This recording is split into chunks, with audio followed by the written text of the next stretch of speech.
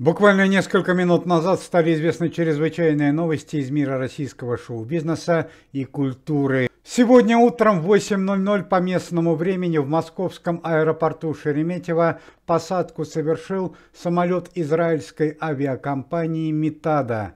На самолете модели Boeing 737 на территорию страны прибыла вся семья Аллы Пугачевой, включая саму Аллу Борисовну, пародиста Максима Галкина, Кристину Орбакайте и ее супруга Михаила Земцова. Семья Аллы Борисовны Пугачевой прибыла на территорию России с разрешения властей в связи с трагической ситуацией, которая произошла в семье известной артистки. Первым делом семья Аллы Пугачевой поехала в свое основное жилище, замок в деревне Грязи, а уже позже Алла Борисовна и ее родственники направились на Троекуровское кладбище столицы. Аллу Пугачеву и ее родственников встретили около Троекуровского кладбища несколько тысяч российских поклонников певицы, известные публичные личности и пресс-секретарь Верховного Главнокомандующего товарищ Песков.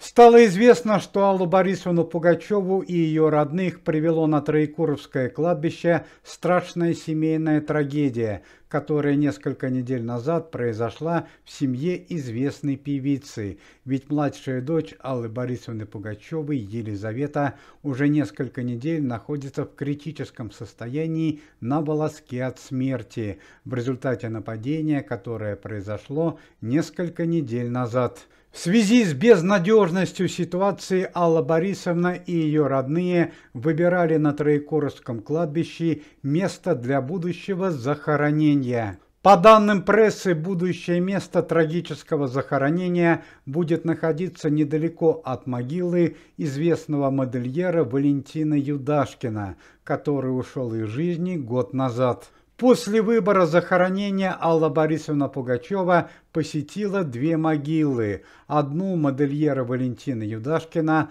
а другую своего младшего брата Евгения Пугачева, который ушел из жизни еще 13 лет назад, в 2011 году.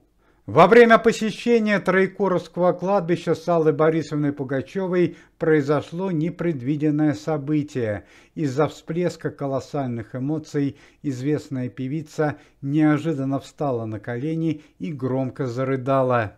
Аллу Пугачеву привели в чувство подбежавшие врачи и близкие родственники Максим Александрович Галкин и Кристина Орбакайте. Ну а несколько часов назад в Москву прибыл еще один израильский самолет, на этот раз медицинский, на борту которого находилась смертельно больная младшая дочь Аллы Пугачевой, которая на данный момент находится в терминальном безнадежном состоянии. По последним данным, младшая дочь Пугачевой все эти дни будет находиться в институте Склифосовского.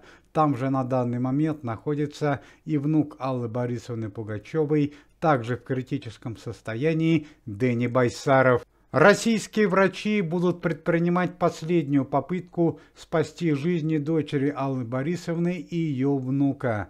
Однако, как заявили израильские врачи, состояние Елизаветы безнадежно. Ну а сегодня Алла Борисовна Пугачева дала первое интервью центральной прессе, находясь на территории России.